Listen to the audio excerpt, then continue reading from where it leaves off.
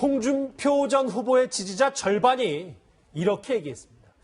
문재인 잘하네 라는 얘기를 했습니다. 흥미로운 여론조사 결과가 하나 나왔는데요. 허 교수님, 저 그대로입니다. 좀 예상과는 달리 흥미로운 결과이긴 한데요. 어떻게 보십니까? 여론조사가 참 잘 나오고 있죠. 그래서 너무 잘 나와서 이게 과연 정상인가 할 만큼 걱정하는 분들도 있는데요. 실제 대통령의 여론조사가 뭐 우리가 보면 국정 지지도가 한 50%에서 60% 사이 정도 나오는 게 정상적이고 잘하는 거라고 보는데 지금 80%가 넘게 나오고 있고 실제 뭐 이제 다른 야당 후보를 찍었던 분들도 절반 이상이 잘하고 있다고 지금 평가를 해주고 있는 거 아닙니까? 근데 그거 왜 그럴까? 이걸 우리가 좀 생각을 해봐야 되지 않습니까? 첫째는 이 눈높이 리더십이다. 우리가 가장 극단적으로 하나 예를 들 수 있는 게 뭔가 하면은 그 미세먼지 때문에 초등학교를 방문했는데 그 빡빡이 머리를 한 초등학생, 그 태권도 도복을 입은 학생이 급하게 사인을 받으려고 막 가방을 풀고 필통을 찾고 이러고 쭈그리고 앉아 있을 때 대통령도 같이 쭈그리고 앉아 있었거든요. 네. 이제 이런 데서 오는 어떤 그런 겸손과 소통과 또 그걸 통해서 오는 공감, 그런 공감들이 반복되면서 오는 이렇게 약간의 감동 같은 것들이 있어서 예, 그런 것들이 지금 계속 현장 방문 때마다 지금 반복되고 있거든요. 이제 그런 데서 큰 그게 있고 그 다음에 이제 그 업무 지시를 통해서 지시를 내리는데 이 지시들의 내용 중에 대부분이 뭔가 하면 그동안 국민들이 간절히 이것은 좀 되었으면 좋겠다 하는 그런 바람들이 있던 일들을 순서대로 처리하고 있습니다.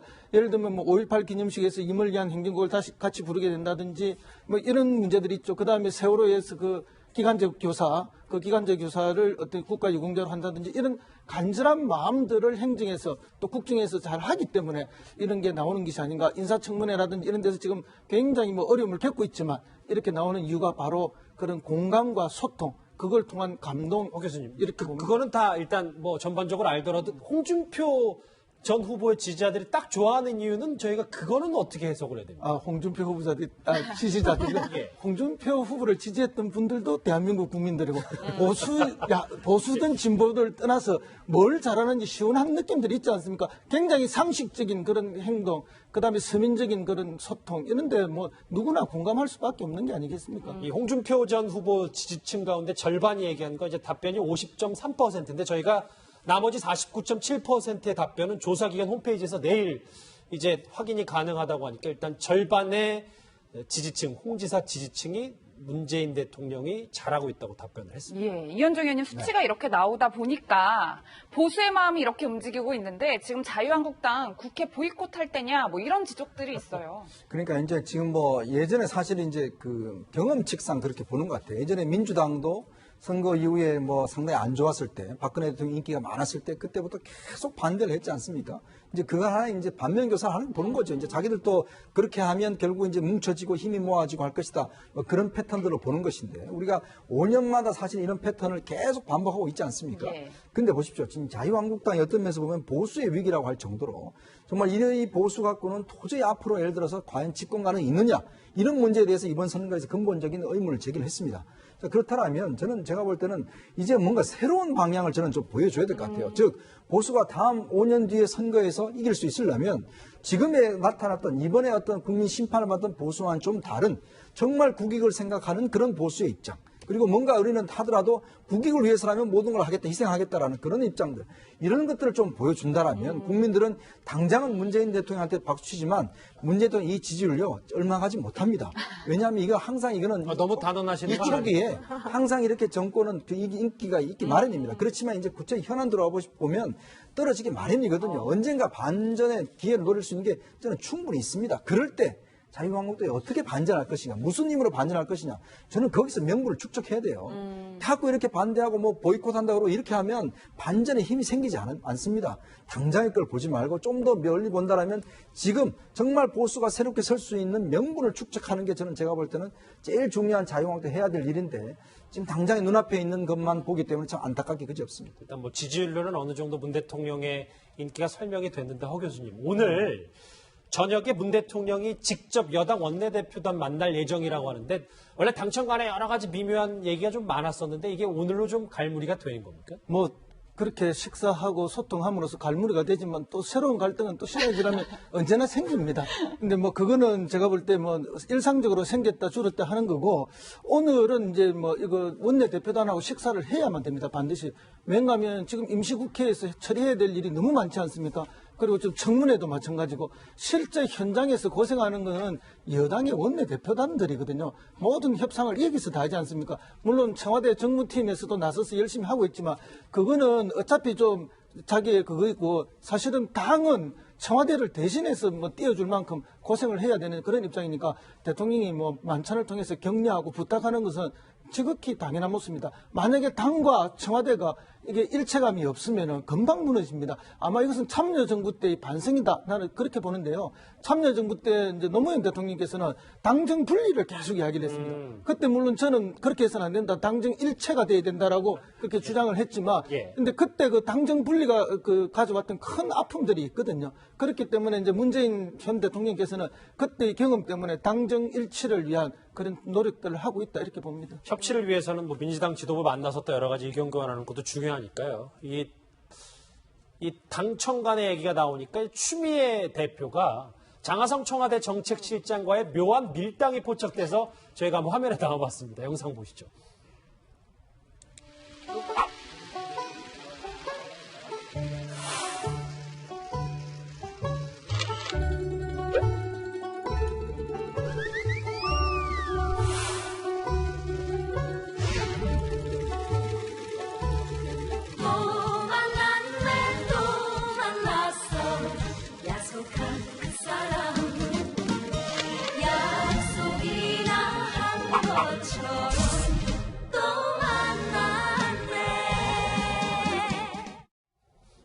네, 노 변호사님 보신 그대로 드디어 이번엔 성공을 했는데 팔짱을 끼는 의도가 있을까요? 네, 사실 추미애 대표가 취임하던 날 전화 받은 거 말고는 연락도 없었다. 그래서 화를 많이 내지 않았습니까? 이제 그러면서 이제 당청 간에 혹시 갈등이 있는 건 아닌가 이제 이런 얘기가 많이 있었었는데요. 그래서 지난번에 5일날 또 이제 장하성 실장을 만났을 때 팔짱 끼려고 그랬는데 좀 쑥스러웠는지 그분이 좀 빼는 모습이 보였었고. 근데 오늘은 또 나란히 앉아서 그 더불어민주당 그 원총회에서 그 참석하신 그분하고 나란히 앉아서 얘기하고 또 팔짱도 자연스럽게 끼고 이런 것들을 보면서 아무래도 이제 당청 간에 이런 갈등이 있다라고 하는 걸 일축하려고 하는 대표로서의 여러 가지 좀 부드러운 제스처가 아니었을까 생각합니다. 문 대통령은 뭐 홍준표 전 후보의 지지자들 절반도 지지하고 추미애 대표도 이제 팔짱 퍼포먼스를 보이면서 이런 분위기는 참 좋은데 청와대 밖도 좀 그럴 수 있을까요? 화면으로 한번 그 얘기 만나보시죠. 예, 많이 늘었습니다. 많이 왔을 때는 40명 정도까지 늘어났습니다. 박근혜 대통령이 나갈 때는 경찰들이 막 40~50명이 이렇게 와서 접근하기도 어렵게 만들고 또 위협도 하고 그리고 에워싸기도 하고 문재인 대통령님께서 소통하는 모습 그리고 따뜻하게 대해주시는 모습들 그리고 낮은 경우 열린 경우를 하는 모습들을 보고 소문이 많이 난 것 같습니다. 박 변호사님, 저런 건 되게 긍정적인 거잖아요. 그러니까 청와대 분수대 앞에서 지금 시위가 하루에 뭐 10명 이상도 있고 5월달에 뭐 390차례 정도 했다고 하는데 예전하고 달라진 분위기 같습니다. 뭐 집회라든지 특히 의사표시의 자유를 표현하는 거고 다만 이제 한다 해가지고 민원이 다 해결되진 않을 겁니다. 그러니까 자기가 저게 서서 의견 표시하는 것도 민주적 절차이기 때문에 그만큼 바뀐 정부에 대한 기대감이 저렇게 표시되는 게 아닌가 이렇게 보입니다. 예. 소가리를 하고 있는 문재인 대통령 얘기를 쭉 해봤고 지금은 또 이제 청와대 주변에 흐르는 따뜻한 기운 얘기까지 전해 60 항쟁의 그날 30년 전, 정확히 30년 전에 문 대통령은 어떤 일을 하고 있었을까요? 바로 내일입니다. 6월 민주항쟁이 정확히 30주년이 되는데요. 올해 추모 행사는 예년과 좀 다를 것 같습니다. 먼저 이현정 의원님. 네. 뭐 여기 계신 분들 중에 허 교수님도 계시고 이현정 의원님도 이거에 대해서는 좀 더 여러 가지 얘기를 하실 게 많을 것 같은데 컬러 사진이 30년 만에 공개됐다고요. 네. 뭐 화면에도 이제 나올 텐데 추모곡도 최초로 만들어지고 올해 좀 분위기가 많이 다른 것 같습니다.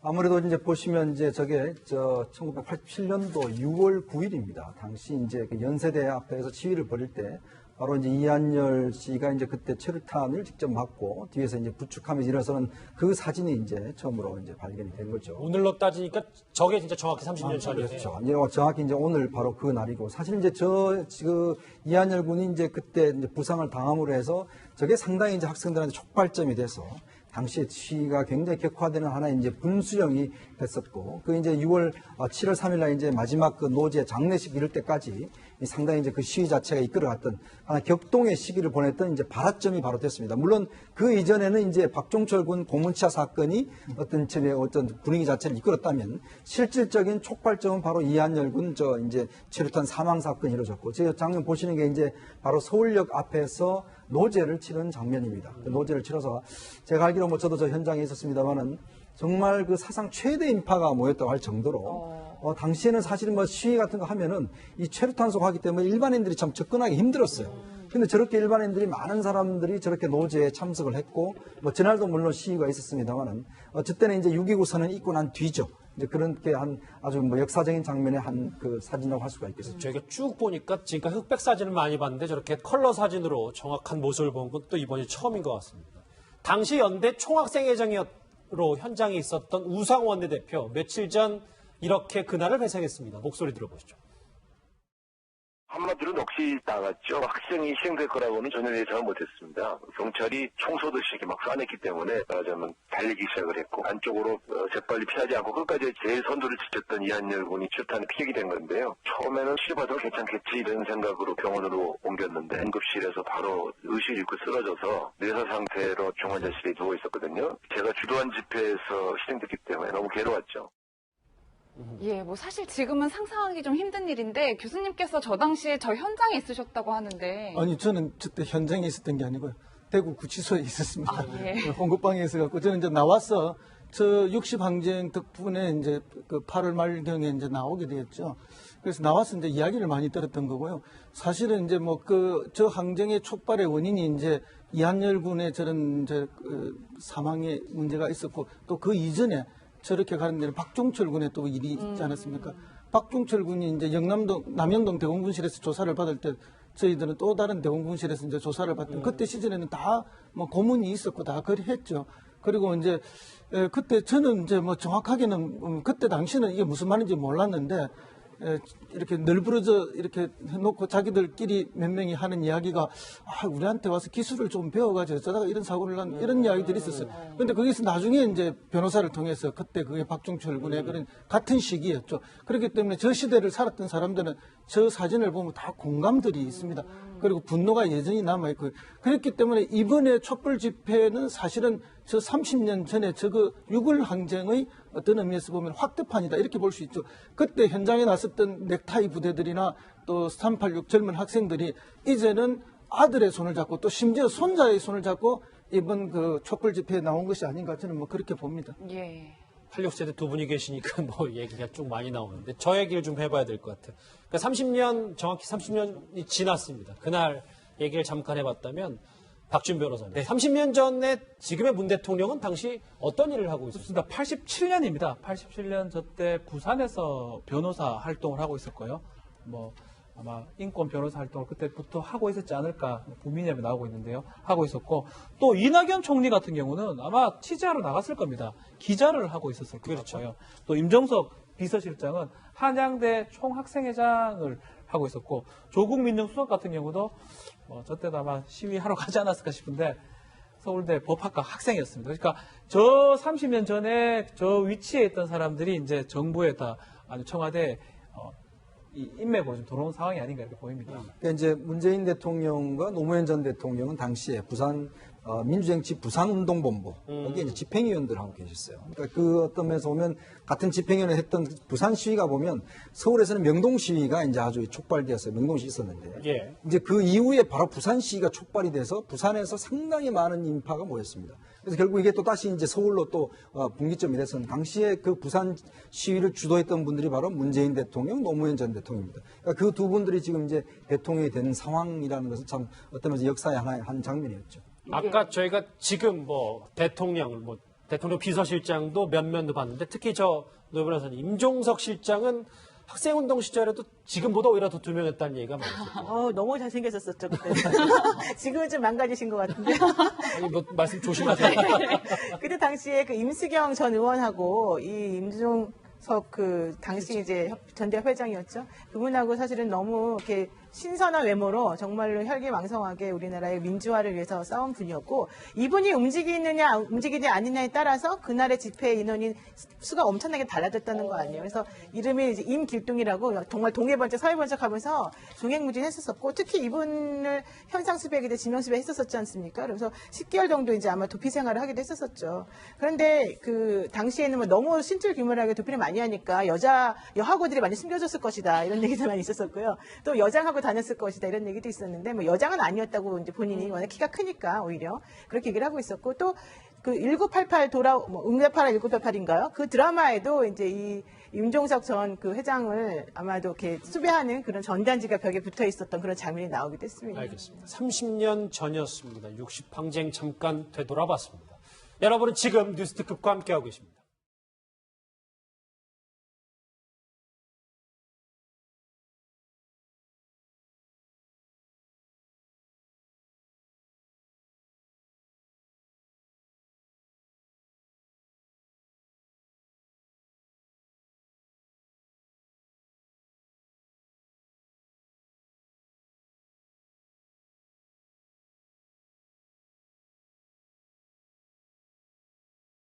라고 할 정도로 정말 이 보수 갖고는 도저히 앞으로 예를 들어서 과연 집권 가능이 있느냐 이런 문제에 대해서 이번 선거에서 근본적인 의문을 제기를 했습니다.